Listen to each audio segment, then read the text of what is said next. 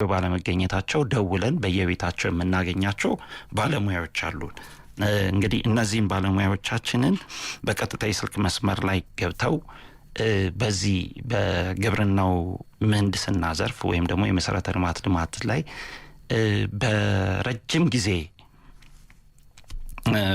የሙያ አገልግሎታቸውን ሲሰጡን የነበሩ ባለሙያዎቻችን ይገኛሉ። እንደዚሁም ደግሞ የዚህ ፕሮግራም አዘጋጅ ኢንጂነር አቢሴሎም መለሰ በአዲስ አበባ ከሚገኝበት ቦታ እንደዚሁ ተያያዥ በሆነ በግብርና ልማት ጋር ተያያዥ በሆነ ጉዳይ እየሰራ ይገኛልና ይህን ባለሙያም እንደዚሁ ከ8 ሰዓት ተኩል በኋላ በቀጥታ የስልክ መስመር ላይ የምናገኘው ይሆናል። ስለዚህ እስቲ ስለ አንዳንድ የግብርናና ተያያዥ ጉዳዮች ላይ አንዳንድ ነገሮችን እናውሳ፣ እስቲ እንወያይ ከኔ ጋር። ትንሽ ለመግለጽ ያህል ምንድነው እነዚህ የግብርና መሰረተ ልማት የምንላቸው ምን ነገሮችን ያጠቃልላሉ ነው። ዋናው የመሰረተ ልማት አቅርቦት ወይም ደግሞ የመሰረተ ልማት ግንባታ ዋናው ነገር ምንድነው?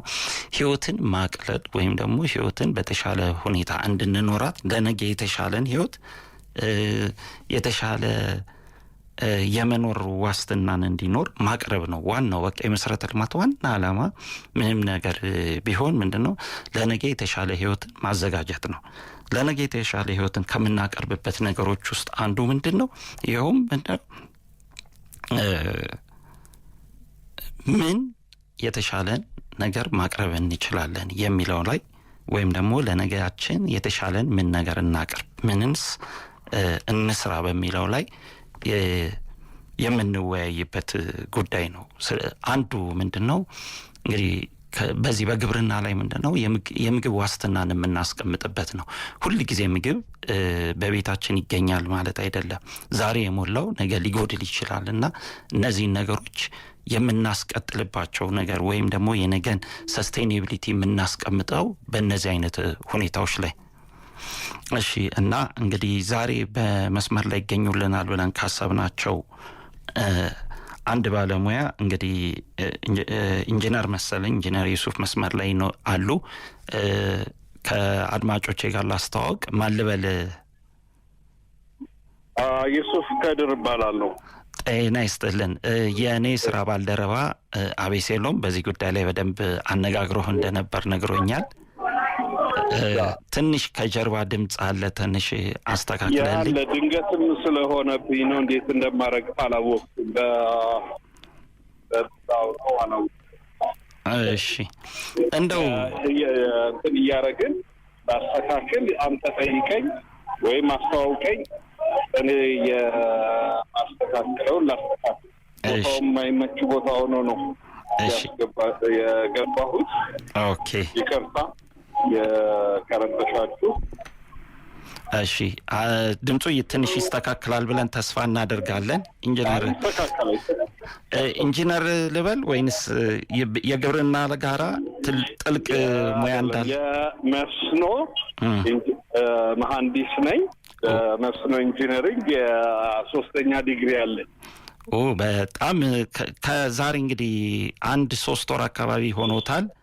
ለምንድን ነው? ምክንያቱም ምህንድስና አንዱ ተስተካከለልህ? አዎ ተስተካክሎልኛል። እሺ እሺ። ምንድን ነው ይህ ግብርና አንዱ የመሰረተ ልማት ዘርፍ ነውና ለምንድን ነው ማትዳስሱት የሚባል ተደጋጋሚ ጥያቄዎች ነበሩብን። አንድ ባለሙያ ቀጥረን ነበር። አንዱ ባለሙያችን ትንሽ ታሞ ዛሬ ቀርቶብናል። እርሶን እንደ አማራጭ እየተጠቀምን ነው ከይቅርታ ጋር። ይህ ግብርናን ወይም ደግሞ የግብርና አቅርቦትን የምግብ ዋስትናን በመሰረተ ልማት ዘርፍ ማስቀመጥ እንችላለን ነው የመጀመሪያ እንደው ለመግቢያ እንዲሆን። የምግብ ዋስትና የሚረጋገጠው በመስኖ ልማት። እሺ፣ የመስኖ መሰረተ ልማት ያልከው የመስኖ መሰረተ ልማትን ስትገነባ ብቻ ነው በምግብ ራስ የምትችለው። ምክንያቱም ብዙ መሬት ኖሮህ በዝናብ ብታመርትም ይሰማል? እየሰማሁ ነው፣ በደንብ ይሰማል። የዝናብ ብታመርትም የሆነ አመት ላይ ዝናብ ይደብረውና ባይመጣ ምርት አይኖርህም። እሺ የምግብ ዋስትና ማለት ሁልጊዜ ራስህን ችለህ መኖር። 3 አመት ድርቅ ቢኖር ብዙ መሬት ቢኖርህም ብዙ ሰው ሁሉም ሀገራት በዝናብ ሁልጊዜ ዝናብ የሚያጣ ሀገር መስኖ ያስፈልገውም። የኛ ሀገር ግን እንደምታውቀው ስለዚህ የመስኖ መሰረተ ልማት ወይም የመስኖ ጉድለትህን የሚሞላ እንድሮ ዝናብ ቢጠፋ በበጋ የምታመርተው በሚቀጥለው አመት የምታመርተው ነው እና ያለ መስኖ ኢትዮጵያ በምግብ ራሷን 1 አመት ላይ ትችላለች። በሚቀጥለው በድርቅ ትመታለች። ስለዚህ ጥገኛ ትሆናለች። በነገራችን ላይ የሚመረተው ምርትና የምናመርተው ምግብ አንሶን አይደለም።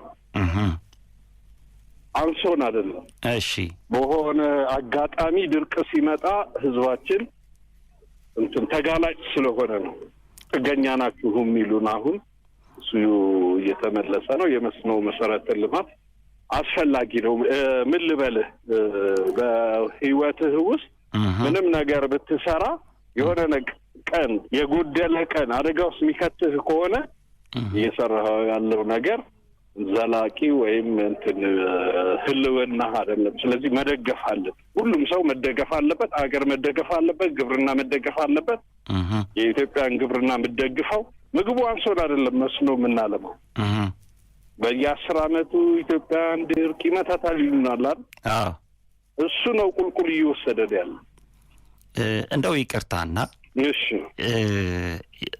ኢትዮጵያችን ኦልሞስት እንግዲህ ቁጥሩ ቢለያይም ከ50 አንዳንድ ቦታ 50 ይባላል፣ አንዳንድ ቦታ 60 ይባላል። አካባቢ ያለውን የኢትዮጵያ መሬት በእርሻ ማድረስ በዚህ በእርሻ መሰረተ ልማት ማድረስ ይቻላል ይባላል።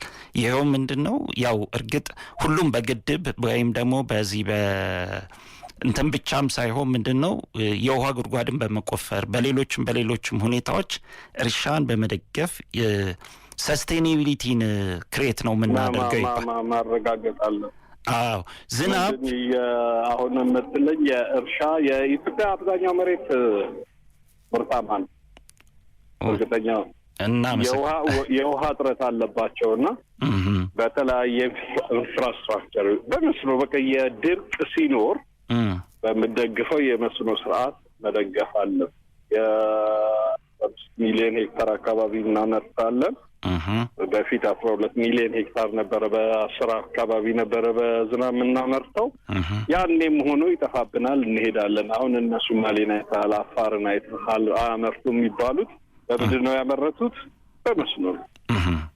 ይሄ ነው የእሱ አይነት ነገር አለ። ኢንፍራስትራክቸሮቹ ላይ በተመለከተ እንኳን እኔ መንግስትም ትንሽ የተቸገረበት ነገር አለ። እሱንም ለማስተካከል የሚሰሩ ስራዎች እንዳሉ አውቃለሁ። እንግዲህ መስኖ ሰብል ያመርታል ስንል ዝም ብሎ አያመርትም። የመስኖ እንግዲህ ከእናንተ የኮንስትራክሽን አንጻር ነው እና በጣም የተቸገርንበትና እኔም የምኖርበት እና የእነኛን የመስኖ ኢንፍራስትራክቸሮች መሰረተ ልማቶችና አያያዞች ማሻሻል እንዳለብን ሁሉም ያውቀዋል። ወደዛ ምክንያቱም ስለ መስኖ ስትል ዝም ብሎ ሳይሆን ውሃ ተቀብለህ መሬት ላይ ማድረስ ስለሆነ ብዙዎቹ እርሻዎች፣ መስኖዎች ተረስተው ስለነበረ ደክሟቸው አገልግሎት እየሰጡ አይደለም። እነሱን የማሻሻል ስራ እየተሰራ ነው። መሻሻል አለባቸው። በጣም ብዙ ናቸው። እነሱን ስናሻሽል በነገራችን ላይ በምግብ ራስን መቻል ማለት በቀጣይነት ማለት ነው። 1 አመት አሻሽለህ 1 አመት የምትበደር ከሆነ ወይም ጆኮ የምትመታ ከሆነ አልቻልክም። የታለ ምግቡ ስትባል የሚሰጥህ ነው መስኖ ነው። የስንዴ ልማት አሁን የታየው ነው። ቀጣይነት ኖሮት መስኖ ነው እሱ የሚያረጋግጠው። ግን እንደው ከትርፍ ማምረት እኔ አሁን አንዳንድ አርጊመንቶች ስለማይ ነው ይቅርታና ትርፍ አምራችነትና ተከታታይ አምራችነት ነው ለሀገሪቱ አስፈላጊ ወይንስ ትርፍ አምራችነት ነው? ሰስቴኔቢሊቲ ትርፍ አምራች ማለት በየአመቱ ምንም ልዩነት የላቸውም። ትርፍ አምራች ማለት እሱ በልቶ የሚሸጠው ኤክስፖርት ስንዴ ትርፍ አምራች ትሆናለህ። ስንዴ ታመርታለህ፣ ኤክስፖርት ታደርጋለህ። ያንን ነገር ደግሞ ማስቀጠል ተከታታይነት ነው። የምታስቀጥለው በመስኖ ነው። ትርፍ ማምረት በዝናብም ትችላለህ። እሺ፣ የምታስቀጥለው ግን በመስኖ። ኦኬ። ስለዚህ ባጭሩ ምንድነው መስኖ ማለት የግብርና መሰረተ ልማት አንዱ የመስኖ ልማት ዋናው ምንድነው ተከታታይነትና ቀጣይነትን ማስቀመጫ መስክ ያረጋግጣል። በቃ ያረጋግጣል። የነገን መሮድ ማረጋገጫችን መስኖ ነው ማለት ነው። መስኖ ብቻ ነው። አመሰግናለሁ። አለቀ ጨረሰ አይደለም፣ በትልቁ መልስ ሰጠኝ። መስኖ ብቻ ነው ነገርኩህ እኮ። የአካባቢ የት ነው እንግዲህ? ላይቭ ነው ያስገባኝ። ላይቭ ነው ያለበትን ቦታ ንገረኝ። እኔ አዲስ አበባ ሆኜ ነው ያደግከው? ያደግኩት አብዛኛውን ግን ከግብርና ጋር ለምሳሌ በወንጂና በመተሃራ አንዳንድ ፋብሪካዎች ላይ ሰርቻለሁ። መተሃራ የኖርኩባቸው ኤሪያዎች ናቸው። ለምንድን ነው ወንጂና መተሃራ ከተማ የሆኑ? እኮ አሁን ልጠይቀው ጥያቄን ጠየቁኛ። ወሰዱብኝ ስለወሰዱብኝ እርሶ የመልሱት ጥያቄን እኮ ነው የወሰዱብኝ። ወሰድኩብህ። ኦኬ። የመተሃራና ወንጂ ከተማ የሆኑት እነኛ ሁለት እርሻዎች በመስኖ በዝናብ አይደለም። ያንንም ያህል ከተማ የተፈጠረው ፊንጫ ከተማ ይሆን በ30 በእንትን ላይ 10,200 ሄክታር ነው። የወንጂ በ5,000 በ7,000 ሄክታር ነው ከተማ የተፈጠረው። ሁለተኛውን ልጨምርልን። ለምን ከተማ ተፈጠረ? መስኖን መጥለፍ ብቻ ሳይሆን ካመረትክ በኋላ ከኢንዱስትሪ ጋር ስታገናኘው ወንጂና መተሃራ ይፈጠራል። ከተማ የህዝብ ይፈጠራል። ኦኬ። መስኖ እሱን ያረጋግጥልሃል። እሱ የሌለበት ቦታ ምን አለ? እስኪ ንገረኝ። የመጨረሻ የሀገራችን ምሳሌዎች እነሱ ናቸው። በነገራችን ስለ መስኖ ማውራት ከፈለክ ስለ ሁለቱ ብቻ ነው። አይ እንትኖችም አሉ፣ እነ መርቲም አለ፣ ሌሎችም አሉ። የስ መርቲ እነ መርቲ አሉ። ምንድን ነው? በቃ መለስክልኝ እኮ በመስኖ አይደል? አዎ። አይ እንዴት መሰሎት እኔ ይቅርታን በሙሉ በመስኖ ነው። በዝናብ ከሆነ ሌላ ቦታ ለምን መርቲና መተሃራ ዝናብ የበዛበት ቦታ አታገኘው? መሀል ላይ አሁን ለምሳሌ አዋሽ ወንዝ መሀል ላይ 3 አመት ቢደርቅ መርሲ፣ መተሃራ፣ አሚባራ፣ ፕራዋሽ፣ ተንዳሆ ምናምን ያሽቆለቁላሉ። አየህ። ስለዚህ መስኖ ይሄን ነገር እንደው አንድ አድማጭ ደስ የሚል ጥያቄ ጠይቀኝ ነበር። እንደው አሁን በውስጥ መስመር ላይ እንደው ኢንጂነር ዩሱፍን ካገኘ እንደው በጣም ተጨቁነው ወይም ተረስተው ያሉ ግድቦች አሉና ለምን ዝም አልኩ አሉኝ። ይቅርታ እኔ ዲቴይል ስላንተ በደንብ እውቀት ስለሌለኝ ነው። አይ እየተነሱ ነው። አሁን ጭቆና እየወጡ ነው ያለ መርካስ ተወሰኑ ከስራቸው እያገገሙ እንደሆነ አውቃለሁ። የተጨቆኑ ብዬ ስጽፋቸው እሺ ውሃ እያጠጡ የሚያሳድጉ ልጅ የላቸው። ኦኬ። ወተት እየሰጡ ያድግ የሚያጠጡት የሚበቃ መሬት የላቸው። ግድቡ አለ፣ ውሃዎች ይጠለፋሉ፣ መሬት እያጠቡ ይሄዳሉና ውሃው ታቆዋል። ነገራችን ብታጠበው ወይ ልጇ የሞተባት ከብት ጡቷ ብቻ ሊወጠርና ትሰቃያለች። ግድቦቹም ተዛ ስለሆኑ ውሃ ቋጥረው ተሰቃይተዋል። ኦኬ። የፈነዱ ቀን ሀገር ያጠፋሉ። ወተቷን የሚጠባላት ብቻ የሌላት ላምን ስቃዩ ይበዛል። የተጨቆኑ ያልኩት ለዛ ነው። ውሃ ይዘዋል የሚያለሙት ነገር የሚል ነው። እነሱን እንትን እያደረግን ነው መሰለኝ። እየተረሱ ነው እያየሁ ነው። ኦኬ። በቃ የፖይንት እሱ ጥያቄ እሱ ስለመሰለኝ ነው። ላይቭ ላይ ሆነ አጨናነቀኝ። ግን ነው የገባው። አይ እንዴት መሰለዎት ኢንጂነር ዩሱፍ አክቹዋሊ ድንገቴ መልስ መስጠት አለበት አንዱ ባለሙያ ያቀበላሉ። አዎ። አይ በዚህ እርግጥ ነው የኔ ባልደረባ አቤሴሎም በኋላም ይገባል አግኝተው ነበረ። አንተም በመጨረሻውና በረጃጅሞቹ የዚህ ፕሮግራም ማጠቃለያ ላይ ሰብሰብ ያለ መልስ ትሰጠናለህ ብለን ያስቀመጥነው የክት እንግዳችን ነበርክ። ግን ቀድመህብን ነው የገባኸው። አንድ ባለሙያችን ስለታመመ ነው አንተን ያስገባ ነውና ይህንን ነገር ስናስገባ ግን በተለይ መጠየቅ አለበት የተባሉት እነዚህን የተረሱ ግድቦች ላይ ሀገራችን ምን ያህል ትኩረት መስጠት አለባት? ኢንጂነሮቻችን ምን መሆን አለባቸው? ሁሉም ምህንድስና ዘርፍ ላይ ያሉ ባለሙያዎች እንዴት ትኩረት መስጠት እንዳለባቸው፣ በየአካባቢያቸው ምን ማስተዋል እንዳለባቸው እንዲረዱ፣ አትሊስት ደግሞ ምህንድስናው መፍትሄ እንዳለው እንዲያውቁ፣ ግብርናው ደግሞ የመጀስ ይሄንን ነገር የምናዘጋጀው በምህንድስናው ዘርፍ ነውና ዝግጅቱም ራሱ ምን መምሰል እንዳለበት እንዴ ከዛ በፊት የመሬት ዝግጅቱም አለ። እንደዚሁም የካናሎች ምንላቸው የግድብ ሁኔታዎች ምናምን አሉ። አሁን ግድቦቻችን ሞልተዋል። እንግዲህ ግድቦቻችን ከሞሉ አሁን የሚያስፈልገን የማረሻው መሬት ነው። የማረሻውን መሬት እንዴት እናዘጋጅ? ምን አይነት እውቀት እንጠቀም? እንዴት የት አካባቢ ትኩረት እናድርግ? ምንስ የረሳነው ነገር አለ? እነዚህን እንደው ከጄኔራል እውቀት ብትመልስልኝ። በዝግጅት ብዙ ጥያቄ ይዤ እመጣለሁ። ፕሮግራም አንጻር እና ከምህንድስናው አንጻር ብቻ እንትን ልበል። ጥያቄው ሀገራዊና የዘላለም ጥያቄ ቀላል ጥያቄ አይደለም የጠየቀኝና ከእናንተ ሬዲዮ ፕሮግራም አንጻር ያለብኝ ሰበብ አድርጌ የእናንተ ፕሮግራም ኢንጂነሪንግ ስራዎቻችን ላይ እና የመስኖ ግድቦችና የመስኖ ኢንፍራስትራክቸር የሀገሪቱ ጉሮሮ ስለሆነ ትኩረት ስጡት። አንደኛ ያሉትን እንትን ማጉላት። እዛ ላይ ያለው እከታተላለሁ የአቤሴሎሙን እንትን ስልና ሳየው እኔ ከመስኖ አንጻር ነው ያው እኔ አንድ የመስኖ እርሻ ሳስበው መተሃራ ከተማ ነው ወይም የሀገሪቱን የስኳር ልማት የሚሞላ ነው። ስለዚህ ኢንጂነሪንግ ወይ የምህንድስና በእንትን ፕሮግራማችሁ ስለ መስኖ ኢንፍራስትራክቸር፣ ስለ ግድብ ኢንፍራስትራክቸር ትኩረት ይስጥ እና አንድ አጀንዳ ያርግ።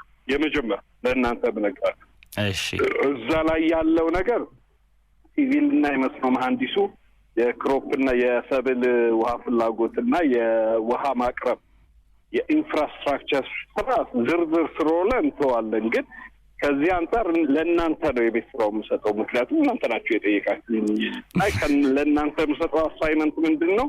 መስኖ ኢንፍራስትራክቸር ወይም የመስኖ ምህንድስና የሀገሪቱ ጉሮሮ ነው። አንዱ እርሻ አዲስ አበባ የቀለል አድርጌ ልንገርህ፣ ኩራዝ ስኳር ፕሮጀክት የአዲስ አበባ 3 እጥፍ እንደሆነ ታውቃለህ? ኦኬ፣ አይ ገምት ነበር።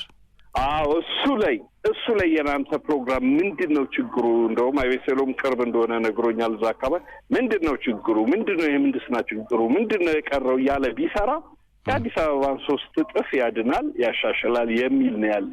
ሌሎቹ እንትኖች ስትራክቸራልም ሊሆን ይችላሉ፣ ኢንስቲቱሽናል የካፓሲቲ የእኛም ስንፍና ሊሆን ስለሚችል ሰፊ ስለሚሆን ብዙም እዛ ላይ ባላተኩር አለበለዚያ ረጅም ሰዓት ይወስዳልና መሀንዲሶቻችን እንዲህ ያሉ ግን እንደዚህ ያለ ለዋጭ ወይም ገልማጭ ወይም እንትን ቀያሽ እንትኖች ፕሮጀክቶች ላይ ኤሌክትሪካል ኢንጂነር በለው፣ ሲቪል ኢንጂነር በለው፣ ሃይድሮሎጂስት በለው፣ ኢሪጌሽን ኢንጂነር በለው፣ ኢንስትሩመንት ኢንጂነር በለው፣ ሳይንቲስት በለው ቢግ ፕሮጀክት ላይ የራሳቸውን እንትን መከታተል አለባቸው። እናንተ ማበረታታት አለባችሁ። የኔ ነው ብለው መቆጨት አለባቸው። የዚህ አይነት ነው ለባለሙያ። ለሌላው በየደረጃው ነገረው ነው። እኔ አሁን የሚሰማኝና እንደዚህ ያሉ ነገሮች በጣም ኮምፕሊኬትድ የሆኑ ነገሮች ስለሆኑ ከኛና ከባለሙያ የአሁን የእናንተ እንትን የኮንስትራክሽን የምህንድስናና የሙያ ነው አይደለ? ስለ ባለሙያ ነው ማወራውና እናንተም ትኩረት ስጡት፣ ደጋግሙት። የሚሻሻል ነገር አለ፣ ብዙ የሚሰራ ነገር አለ። የመስኖ እንትን የሀገር ጉዳይ ነው። እሺ የህልውና ነው ብዬ ላሳጥረው። ሰፊ ጥያቄ ስለጠየቅህ አይ እንደው እኔማ አልለቅህም። አቤሴሎም መስመር ላይ እየገባ ነው። እንደዚህ አይነት ባለሙያ ሲገኝ አይለቀቅም። አዎ ድንገት የሆነብኝ አልኩ። ለዛ ነው አቤሴሎም መስመር ላይ አለ። ከባድ ጥያቄ አለው። እንዴት ነህ ልጄ? ጌታ አንተ ደህና ነህ? አንተ እያለ እኔን አሁን ኢሪጌሽን መሀንዲስ አድርጎ ዳናት እያስገባኝ ነው እና ውይይቱን እያዳመጥኩኝ ነው። በጣም እንዳትወጣብኝ በጣም እየፈለኩ ነበርና የኩራዝ ፕሮጀክትና የአዲስ አበባ ከተማን እያነጻጸርክ ነበር። እንደውም ኩራዝ ፕሮጀክት እኮ 170 ሺህ ሄክታር አካባቢ አልነበር ያኔ እኛ ስንጀምር? 175 አንድ ሀገር ሲሸልስን የሚያህል እኮ ሀገር ማለት እኮ የአዲስ አበባ 54 ሺህ ሄክታር ናት። 175 ሺህ ሄክታር የኩራዝ አገዳ የሚተከልበት ነው። መንገዱን፣ ህንጻውን፣ ገደሉን፣ ወንዙን ሳይጨምር ያ ሁሉንም የአዲስ አበባ ህዝብ መሬት ላይ አገዳ ብትተክል 3 ጊዜ ያህል አገዳ የሚተከል ወይም እርሻ የምትሰራበት ስራ ነው። አንድ የአፍሪካ ሀገር የምታክል ማለት ናት እኮ። ኧረ ሲሸልስን አይደለም የእኛም ክልል አለ እንደ አዲስ አበባ ክልል አይደል እንደ 3 ክልል ማለት እኮ ነው። 3 ክልል ነው። እንደዚህ ያሉ ቦታዎች ላይ አተኩሩ፣ እናንተም አተኩሩ።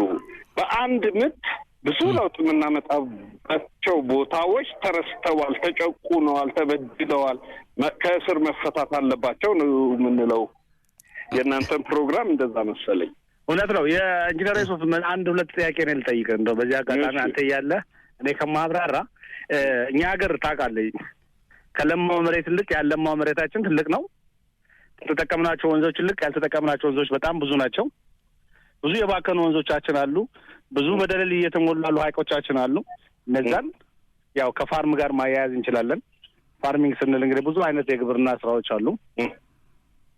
የግብርና ደግሞ አሁን መንግስትም እየሰራ ያሉ ጥሩ ስራዎች አሉ። አንተም የጻፍካቸው አርቲክሎች ከዛ በተሻለ መንገድ ብዙ ብዙ ብዙ ሊለውጥ የሚችል ሀሳብ አቅርበው እሱ ላይም መንግስት ጥሩ ስራ ሰርቷል። የተጨቆኑ ግድቦቻችን ዛሬ ከጭቆና ነጻ እየወጡ ያሉበት ሁኔታም አለ። ግን እየሞቱ ያሉ ግድቦቻችንም አሉ እንደምታውቀው። እንደውም አንድ ሰሞን ታስታውሳለህ ግብጽ እኮ በኢትዮጵያ ግድብ አላት ሁሉ እስከ ማለት ደረጃ 5 ግድብ አላት አላት። ውሃ ይዘው የሚለቁ ውሃ ይዘው የሚለቁ 5 ግድቦች እስቲ መጀመሪያ አውራሪና ከዚያ ወደ ቀጣይ ጥያቄ ልጠይቅ። በነገራችን ላይ እሱን ነገር በኋላ ላይ ነው ለአማራ ክልል የውሃ ምናምን ቢሮም ግብጽና ሱዳን ኢትዮጵያ ውስጥ ግድብ አላቸው አልኳቸው። ምን ማለትህ ነው አሉኝ። ርብ ግድብ ውሃ ይይዛል፣ ከዛ አመቱን ሙሉ ይለቃል። እነሱ ያለሙበታል እዚያው አባይ ውስጥ ገብቶ። አልዌሮ 30 አመት ውሃ ይይዛል፣ ይለቃል። የማን ነው ግድቡ? እቺን እውነት ግን አንተ አንብበህ መጥተሃል። አንተ አደገኛ። በነገራችን ላይ ቦታው ግብጽ ሱዳን ውስጥ ግድብ አላት። ይህንን ሀሳብ በደንብ ሰው ማወቅ አለበት። ግድብ አላት ስበል ፕራይቬትሊ የግሏ የሚመስላቸው ሰዎች አሉ። በቃ አጠር አድርጌ ልንገር፣ ኢትዮጵያ ውስጥ ተገንብተው ውሃ ይዘው የሚለቁ ግድቦች በሙሉ የኢትዮጵያ አይደሉም። በኢትዮጵያ ገበሬ ደም እና መሬት ላይ የተሰሩ ነው። የእኛ ግድብ አይደሉም። ውሃ ይዘው ማያለሙ ከሆነ የሰው ግድብ ናቸው። አጭር ነው በቃ። ይሄ ምንድን ነው? አንተ በባልዲ ውሃ ያዝ፣ ልብስ አታጥብበትም፣ ለጎረቤት ትለቀዋለህ። የማን ነው? ለምንድን ነው ውሃው የምትይዘው? ሊፈርስስ ፈርሶ ገበሬህን ቢገልብህስ? የተጨቆኑ ያልኩት አንደኛው እሱ ነው። ርብ፣ መገጭ፣ ጊዳቦ፣ አልዌሮ አይበቃም? ኤክሰለንት ይበቃሉ። ስናብራራው በኋላ በኢንጂነሪንግ እይታ በደንብ እናየዋለን። ተንዳው ከኮስት አንጻር፣ ከኢኮኖሚ አንጻር፣ ከታይም አንጻር ተንዳው ከሰብ የማን ናቸው? ጅቡቲ አታለማበትም እንጂ እኮ የጅቡቲ ነበሩ። ምን እያለሙ ነው? መነሳት አለባቸው። ወደ ልማት መግባት አለባቸው ነው ባይዘው ኢንጂነር ዩሱፍ ከድር አይዲያ ወደ ልማት እሱ በጣም በዚህ በኢሪጌሽን በወንዞች ላይ ግድቦች ላይ በጣም ረጅም ዓመት ጥናት ሲያጠና ነበር። አሁንም ፒኤችዲውን በዛ ላይ እየሰራ አይደል ስለሆነ በደንብ ያውቀዋል። የእኛን ሀገር መሬት ምን ያህሉ ለምቷል፣ ምን ያህሉ አልለማም፣ ምን ያህሉ ተገብ ነበረ። እኔ የሆነ ወረቀት ስጽፍ 560 ሺህ ሄክታር ውስጥ ከ13 ግድብ መልማት ከነበረበት 560 ሺህ ሄክታር ውስጥ 43 ሺህ ሄክታር ነው። ስትመታው 8% አካባቢ ነው። ቁጥር ከተሳሳት አስተካክሉት፣ ወይም እዛው ጋዜጣ ላይ አለ። ምን ማለት ነው? 92% የተሰራው የመስኖ እንትን የለም ማለት ገንዘብ ወጥቶበታል፣ ተሰብሯል ምናምን ነው። በብር ሁሉ በትቼው ነበር። አንድ ጊዜ በብር ለወጥኩት። 1 ሄክታር ለማልማት ምን ያህል እንትን ይላል፣ የኢትዮጵያ መስኖ ምን ያህል ነው የለማው ያለማው ማይሰጠው ምናምን ብዬ የቁጥሩን ቀየርኩት በብርና ለፐብሊኬሽንም ፈራሁት። ብሩን አይቼው ፈራሁ።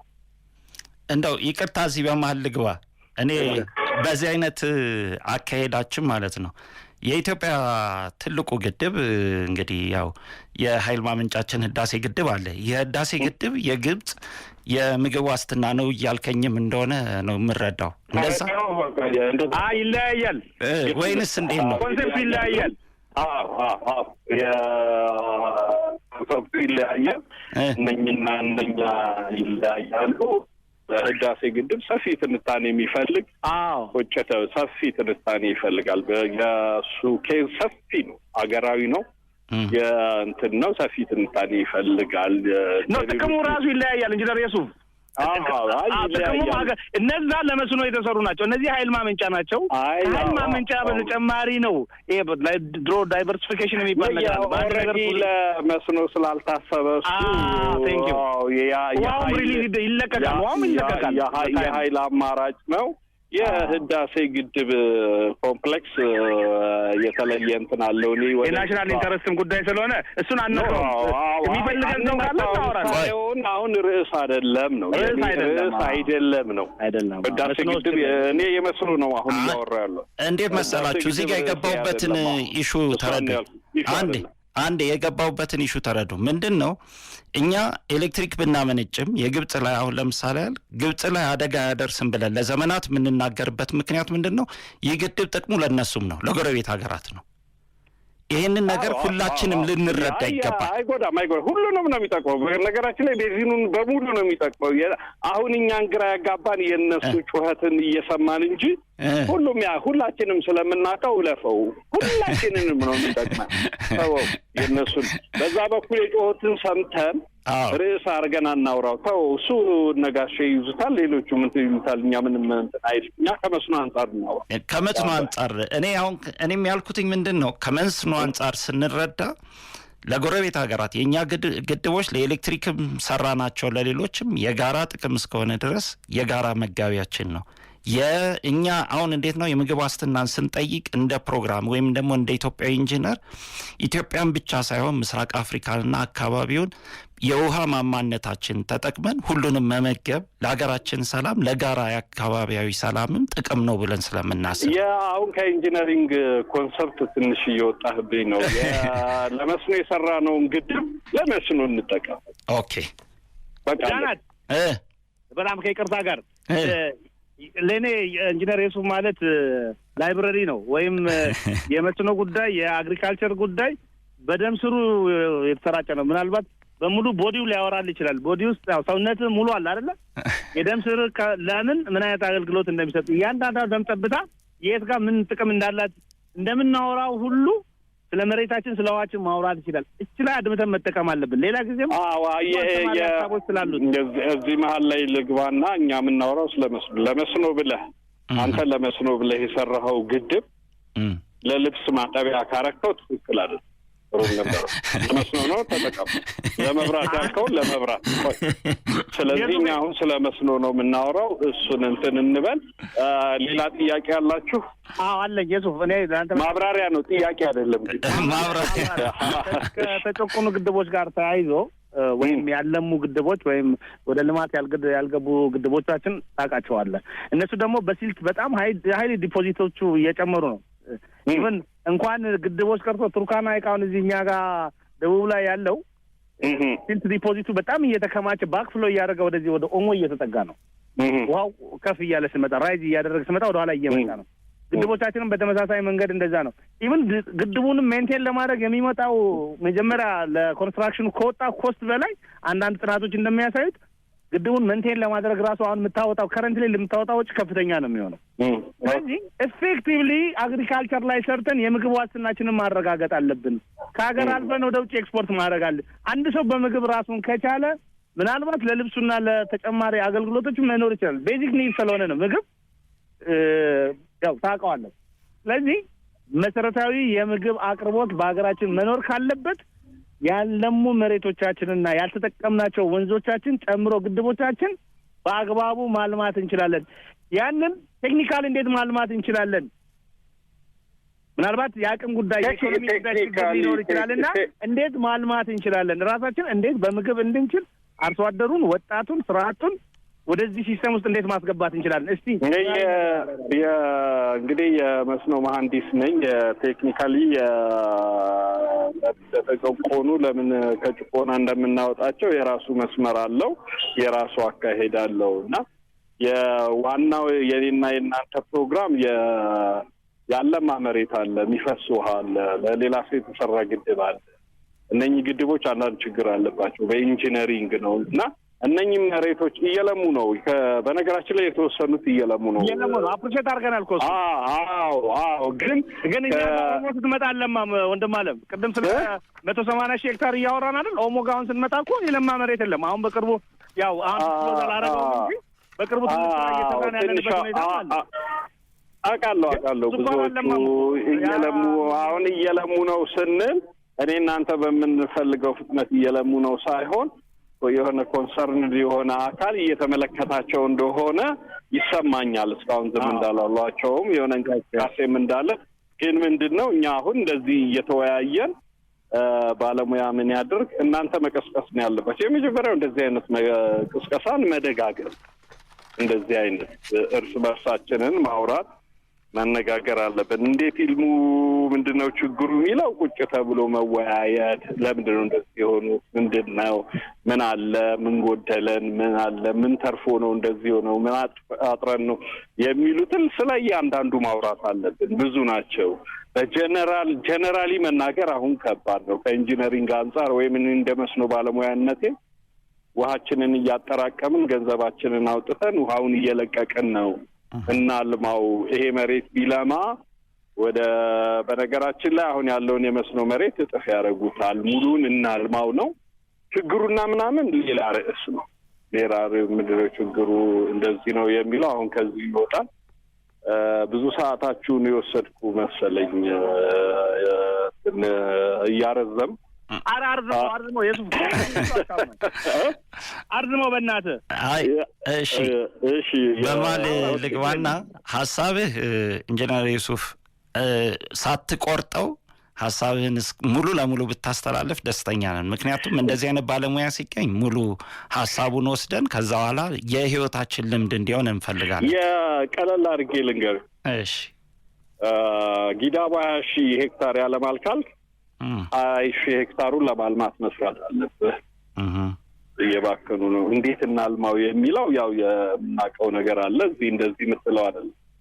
እኛ ማውራት ያለብን 175 ሺህ ሄክታር ሊሰራ በነገራችን ላይ የኩራዝን ሜን ካናል ምናምን ዲዛይን ስመራ የነበርኩት እኔ ነኝና 175 ሺህ ሄክታር እና ነው። ይሄንን አሁን ለስኳር ይሁን አይሁን የሚለው ሌላ ነገር ደግሞ ሌላ ቴክኒካል ነገር እኮ ስላለም ነውና እናልማው በኤኒሚስ ካናሉ ተሰርቷል። በነገራችን ላይ መንገዱ ተሰርቷል። ትልቁ የኤክስፕረስ ዌይ ተሰርቷል። 130 ኪሎ ሜትር የሚደርሰው ሜን ካናል ተሰርቷል። ኦኬ ግን እየተናደ ነው 4 እና 5 ሜትር እንትን ይላል። ይሄ ገንዘብ ወጥቶበታል። እንዴት እናልማው ምንድነው ችግሩ ብለን መወያየት።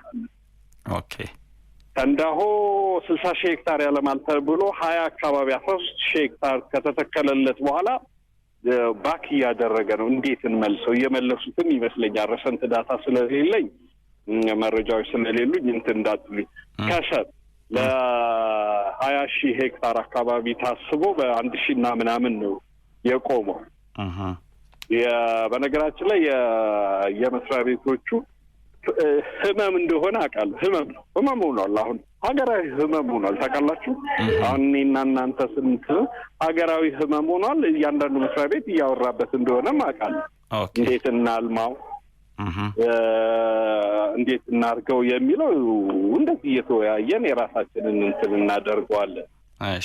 ከኛ የሚዲያ ሀሳብ ምንድን ነው? መቀስቀስ፣ ማወቅ፣ ማሳወቅ ነው። በቃ እኔም ለዛ ነው አሁን የናስተያየት የምሰጠው እንጂ እንዴት እናልማው ምናምን ሌላ ኮምፕሊኬትድ ነገር አለው። ኮምፕሊኬትድ ባይሆን ለዚህ እንትን የሚመጥንም አይደለም። የኔም እንትን አለ። እሺ ከኢንጂነሪንግ እና ከመስኖ አንጻር ምህንድስና አንጻር ነው የማወራው። እሺ እንግዲህ ኢንጂነር ዩሱፍ በእኔ በኩል የነበረኝን ሀሳብ ለዛሬ የሚሆነውን ሀሳቤን ጨርሻለሁኝ። ያው ደጋግሜ የዛሬ አቤሰኛል ተግባብተ እንደው ስሜት የሚሰጥ ነገር አግኝተሃል? እኔ በጣም ከስሜትም በላይ ሆኗል። ተከታታይ ፕሮግራም እንደሚይዝ እርግጠኛ ሆኛለሁ። ቀደም አድርጋችሁ ንገሩኝ፣ ሰፋ አድርገን በደንብ። የጊዜ በጣም ይቅርታ እኔ አሁን እኔ ነኝ ጥፋተኛ። ሌትሊ የነገርኩህ እኔ ነኝ። አንተ ጋር አንድ ፕሮግራም አይደለም 10 ፕሮግራም እንሰራለን እና ተነገርኳችሁ እኮ ተዘጋጁ። መስኖ ላይ ማይሰራ የሬዲዮ በነገራችን ላይ መስኖን የረሳ የምህንድስናም ሆነ የግብርና ፕሮግራም ምንም እንትናም እኔ አልረሳሁም። እንደዛ እኔ መልእክቴን ላስተላልፋ አይደል? እሺ የመጨረሻ መልእክትን በጣም ተቀብለናል። በቃ እቺ መልእክት ያዙልኝ። እሺ መስኖ ላይ የማይሰራ መሀንዲስ የነገን ሀገሪቷን አይገነባም የሚል ሀሳብ አለ። ሚዲያም አይገነባም። እሺ አቤው ከአንተ ጋር ቀጣይ ነገር ይኖረኛል።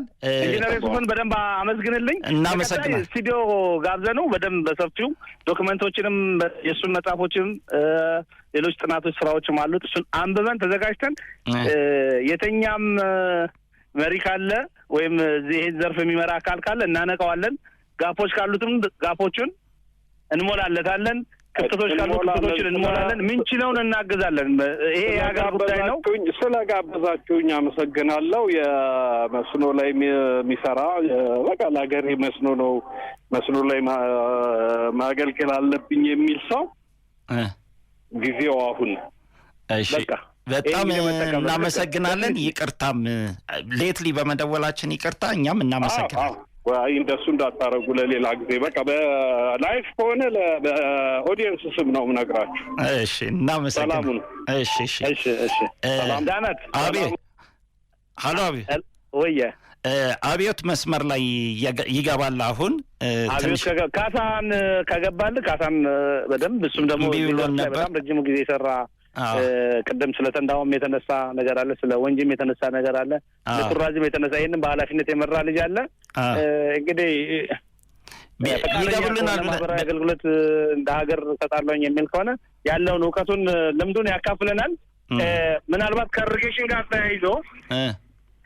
ጋር ተያይዞ አብዮትን እንድጠይቅልኝ በተለይ ካናሎች ላይ ካናል ማኔጅመንት በጣም ደካማ ነን እኛ ሀገር። ከሜን ካናል ወደ ሰከንደሪ ካናል፣ ተርሸሪ ካናል እስከ ፈሮ እስኪገባ። ሁለተኛ በዚህ አጋጣሚም እንደ ጥያቄ ሊጠቅም የሚችል የኢሪጌሽን ሲስተማችን ምን ይመስላል? በስፕሪንክለር ስንሰራ፣ በድሪፕ ስንሰራ ኢቭን እሱን ማኔጅ ማድረግ እያንዳንዱ እጽዋት ውሃ በአግባቡ አግኝቶ በአግባቡ ማፍራት እንዲችል ምን መሰራት አለበት? ሶስተኛ ካምፒንግ ላይ እኔ ላውራ ትንሽ እንደው በጣም ጊዜ ከሰጠኸኝ። በጣም ከፍተኛ የካምፒንግ ማኔጅመንት ችግር አለብን እንደ ሀገር። ከፍተኛ የማኔጅመንት ችግራችን ምንድን ነው? አንድ የኢሪጌሽን ፕሮጀክት በረሃ ነው ሊሆን የሚችለው ወይም ምቹ ያልሆነ ኤሪያ ነው። ለሰራተኛው ምቹ ቦታ መፍጠርና ለነዋሪው ምቹ ነገር መፍጠር ፕላስ ኮምፎርታብል ዞን መፍጠር አለብን። እዛ አካባቢ ላይ የሚሰራ ሰው ከተማ ልትገነባበት ይችላል። ኢንፍራስትራክቸሩን ማሟላት አለብህ። የምትሰራው በጣም ስቴት ፋርም ነው፣ በጣም ትልልቅ ነው። ምናልባት ከሀገር አልፎ ኤክስፖርት ላይ ብዙ ነገር ልታደርግ የምትችላቸው ነገሮች አሉ። ሰው እዛ የሚኖረውን ማህበረሰብ በጣም በቂ የሆነ ኢንፍራስትራክቸር አሟልተህ ትሪት ልታደርገው ይገባል። ስለምትከፍለው ብቻ ሜዳ ላይ ጥለኝ በጣም ብዙ ባለሙያዎች ይለቁብሃል። ብዙ ኤክስፐርቶች ይለቁብሃል። ፋብሪካ ላይ፣ ማሽነሪ ላይ፣ ኢሪጌሽን ላይ እኔ ያው እዚህ ላይ ብዙ ጊዜ ስለምንሰራም ስለምወደውም ታውቃለህ ዳናት፣ እያንዳንዷን የፋርም ጉዳይ ታስጨንቀኛለች። ቅድም ስለ ካናል ማኔጅመንት፣ ስለ ካናል አሰራሮችን፣ ስለ ኢሪጌሽን ሲስተሞች አብዮት በደንብ ይሄድበታል ሙያውም ስለሆነ። ካምፒንግ ላይ ግን በጣም ጋፕ አለ። በጣም ወረርሽኞች ይነሳሉ። የሕክምና ተቋማት አይኖሩም። በጣም መዋለድ አለ። በቂ ትምህርት ቤት የለም። በጣም የሰው ቁጥር ይጨምራል። በቂ የሆነ ኢንፍራስትራክቸር አታገኝም። ስለዚህ ኢንፎርማሊ ሚኒ ከተማ እየመሰረት ከዚህ በፊት ያው ቴሌቪዥን ላይ የሚያወራን ጉዳይ ስለሆነ መለስተኛ ከተማ እየመሰረትክ አገሪቱን ወደ ተሻለ ቦታ ማድረስ እንችላለን። አገር የምትገነባው በኢንዱስትሪ ፋርሚንግ ኢንዱስትሪ ኢንፍራስትራክቸር በአግባቡ ሲሟላ ነው።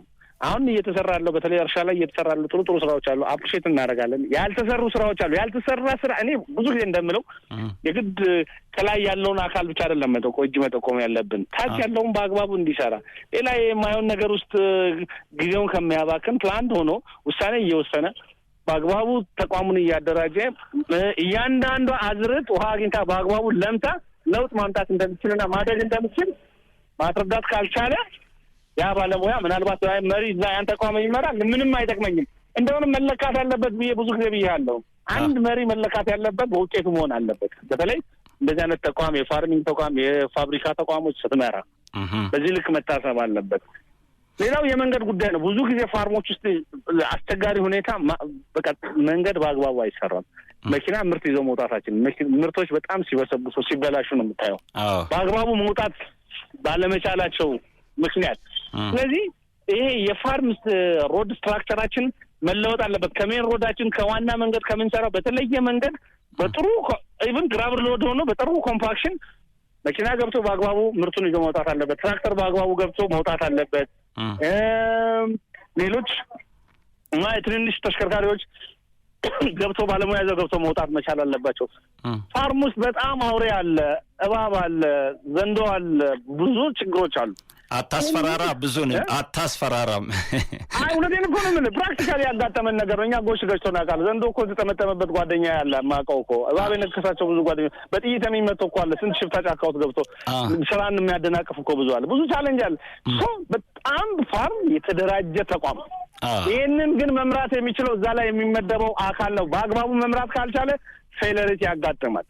በዚህ ጊዜ ይሄን ያህል ታርሳለህ፣ ይሄን ያህል ውጤት ታመጣለህ ብለህ ቆጥረህ ስራ ሰጥተህ ቆጥረህ መረከብ ካልቻልክ እዛ ጋር ያለ ሰው ምንም ብሎ ፖለቲካ አውርቶ ብሎ መውጣት ካልሆነ በስተቀር የሀገር ሀብትና ባክ ነው። ይሄ ነው የምናየው። ቅድም የተጨቆኑ ግድቦች የምናየው ፕራክቲካሊ መስራት ስላልቻልን ነው። ያ መስራት ያልቻለ ታች ያለ አመራር ሌላ ምን ያደርግልኝ? እስቲ እሺ፣ ባለሙያ ምን ያደርግ? እና እንደዛ ነው የማስበው። አይ ይሄ ነገር እንዴት ነው? አብዮትን አስገባውና ትንሽ አውራ እስቲ። ስልኩ ችግር ላይ ስለገጠመ ነው። አንዳንድ ነገሮች ስልኩ ችግር ስለገጠመን ነው። ኮኔክሽን ላይ ካሳ አይገባም። እስቲ እንሞክራለን።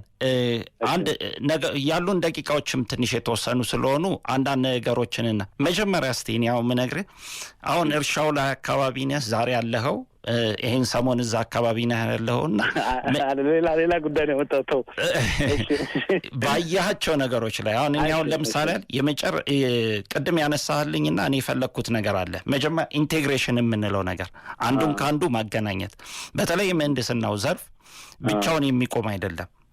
ኢሪጌሽኑ ተሰርቶ መንገድ ከሌለው፣ የተመረተው ምርት ካልወጣ፣ ለሚያስፈልገው ቦታ ካልቀረበ፣ መንገድ ከሌለው አንድ፣ ሁለተኛ ኢንዱስትሪ ካለ ደግሞ ኤሌክትሪክ አብሮት ካልመጣ፣ እነዚህ ይሄ በተቀናጀ ሁኔታ የሚሰሩ ስራዎች ካልተሰሩ አንድን ነገር ውጤቱ ያው መጨረሻ ላይ ለምሳሌ ያህል በነገሮች ተሰላጅቶ ባለሙያ መሄድ ነው የሚመጣው። ቅድም እንዳልከው ካምፕ ካለ የኤሌክትሪክ አቅርቦት ይፈልጋል። ከዛ በኋላ የሶሻል ዌርፌሮች አሉ አብረው የሚመጡ። የሃይማኖተኛ የሃይማኖት ቦታዎች ዝግጅት ይፈልጋል። መስጊድን በመስጊድ ቤተክርስቲያንን በቤተክርስቲያን እንደዚሁም ደግሞ የህዝባዊ መሰብሰቢያ ቦታዎች ስቴዲየሙም ይሁን ምን ይሁን አብሮ መቅረብ አለበት። የከተማ ልክ አንድ እርሻን ስናስብ ወንጂ ጥሩ ምሳሌ ይሆናል፣ መታራ ጥሩ ምሳሌ ይሆናል። ሁሉም ይሄ የከተማነት አስፈላጊ ነገሮች ሁሉ አብረው ተያይዘው የሚቀርቡ ናቸው። ኢንቴግሬሽን ይፈልጋል። ይህንን ኢንቴግሬሽን ሲፈለግ አገር ነው የምትሰራው ማለት ነው። በቃ አንድ ከተማ ነው የምትሰራው።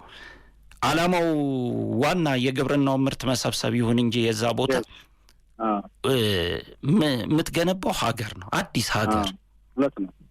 ያንን ሀገር ስንገነባ መጀመሪያ በዛ ስሜት ነው መሄድ ያለብን እና በዚህ የታዘብከው በተለይ አሁን እኛ ልናይ የምንችለው ነገር እንደ ሚዲያ ባለሙያም እየሆንን ነውና የሚዲያ ባለሙያ ሆነን ነው እዚህ ያለ ነውና ምን የታዘብከው ከኢንቴግሬሽን ከከተማነት መፈጠርና መስፋፋት ጋር ምናምን የተገናኙ ጉዳዮች ከ5 ደቂቃ ባልበለጠ ሁኔታ መግለጫ ስጠንና በቃ ቅድም ያወራሁት በቂ ነው።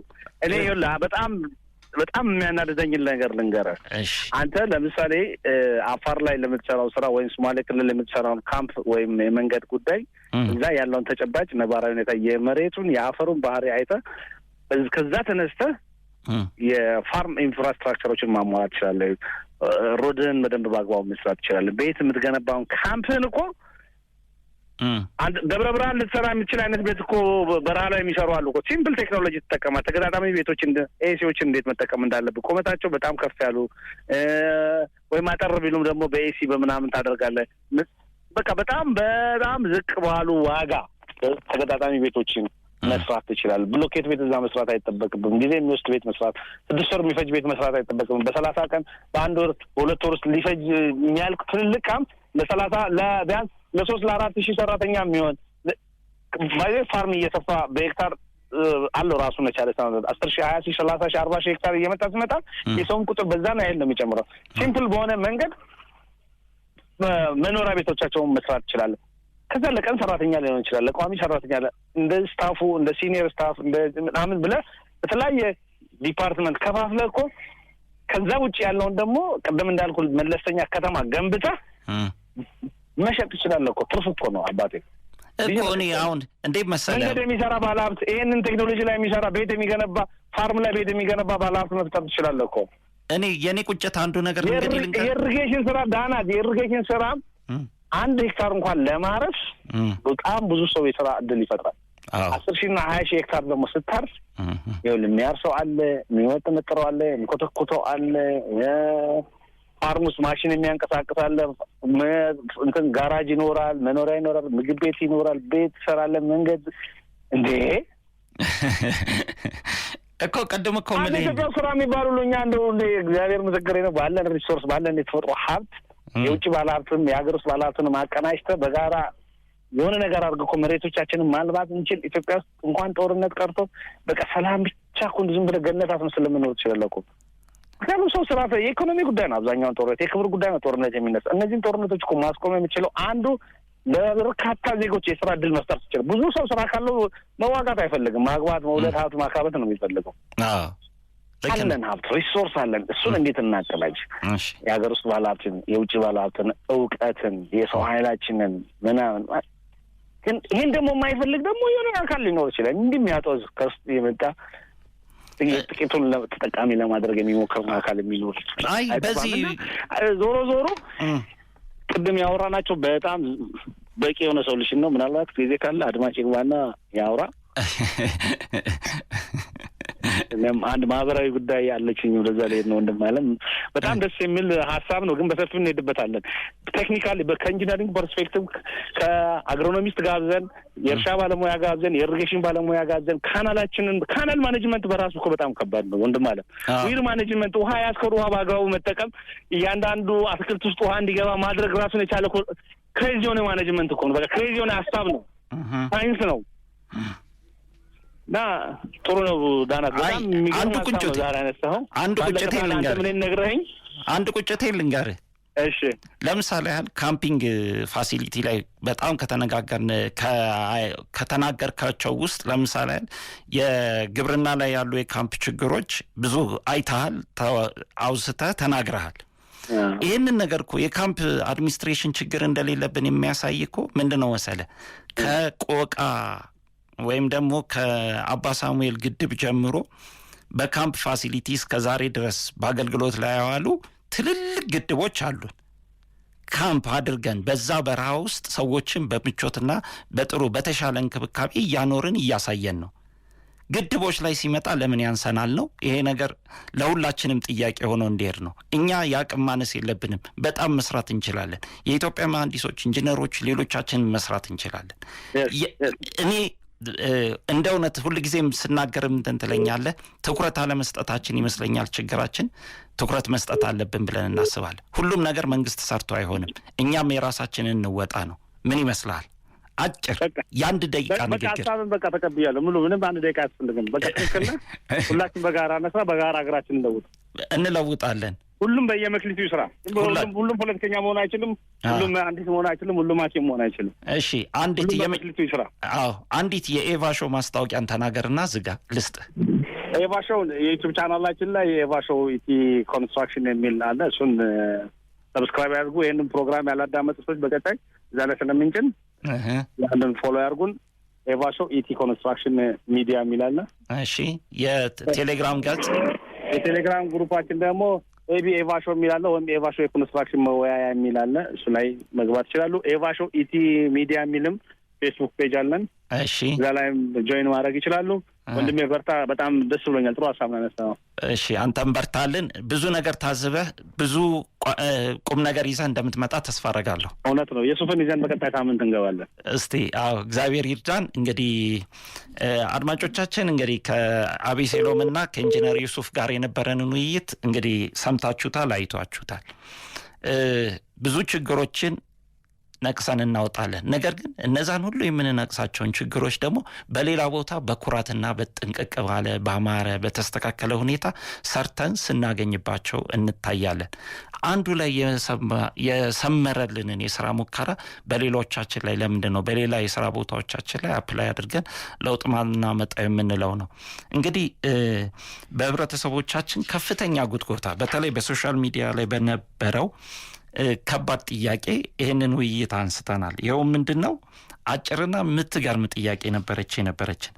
መሰረተ ልማት ላይ ብዙ ውይይት ታደርጋላችሁ፣ ግን የእናንተ የመሰረተ ልማት ትኩረት ግብርናን አያጠቃልልም ወይ የሚል ነበር። እስቲ ግብርናን በዚህና በሚቀጥሉት ሳምንታት በደንብ እያቀረብን በተለይ ለጀማሪ መሐንዲሶቻችን የተሻለ እውቀትን የምናስተላልፍበት ወቅት ይሆናል ብለን እናስባለን። ኢንጂነር ዩሱፍም እንደዚሁም ኢንጂነር ካሳም ተስፋዬም ዛሬ ስልካቸውን ሞክረን ትንሽ አስቸግሮናል። እንዲሁም አብዮትም በዚህ በካናልና በተያያዥ ኢንጂነሪንግ ላይ ጥልቅ እውቀት ያለው ልጅ ነው። እሱንም ወደዚህ አስገብተን የተሻለ ነገር በሚቀጥሉት ሳምንታት እናቀርባለን ብዬ በጣም ተስፋ አደርጋለሁ። እንግዲህ ዛሬ ከስቱዲዮ ቀጥታ የእናንተ እንግዲህ ይህንን ዝግጅት ለእናንተ ሳቀርብላችሁ የነበርኩትኝ እኔ ዳናት ማርስሩ ነኝ። የቴክኒክ ስራውን በስልክ በማገናኘት እንደዚሁም ይህ ፕሮግራም ጥርት ብሎ በእያንዳንዳችሁ ጆሮ ላይ እንዲደርስ የቴክኒካል ስራውን ሲሰራልን የነበረው ቴክኒሻናችን ተክላ አብሮቦ ነው። ዛሬ እንግዲህ የወሩ የስድስተኛው ወር 30ኛ ቀን የመጨረሻዋ ቀን የካቲት ወር የመጨረሻ ቀን ዝግጅታችን እንግዲህ ይህንን ይመስላል። እኛም በጣም እናመሰግናለን። በሶሻል ሚዲያ ገጾቻችን በቴሌግራም፣ በፌስቡክ እንዲሁም በዩቲዩብ ላይ ለምትከታተሉ መሐንዲሶቻችን ተጨማሪ ያሏችሁ ጥያቄዎች ካሏችሁ እባካችሁ በዛ ላይ አቅርቡልን። እንደዚሁም እኛም ቀሪ ጥያቄዎቻችንን ለማቅረብ እንሞክራለን። መልካም ዕለተ ሰንበት፣ መልካም እሁድ እንዲሆንላችሁ እመኛለሁ። መልካም ቀን። ቴክኒሻናችንም ተክላብም እኔም ከዚህ ከኤፍኤም አዲስ 97.1 በቀጥታ ስቱዲዮ ስናቀርብላችሁ የነበረውን የኤቫ ሾው ፕሮግራም በዚህ እንጨርሳለን። አመሰግናለሁ።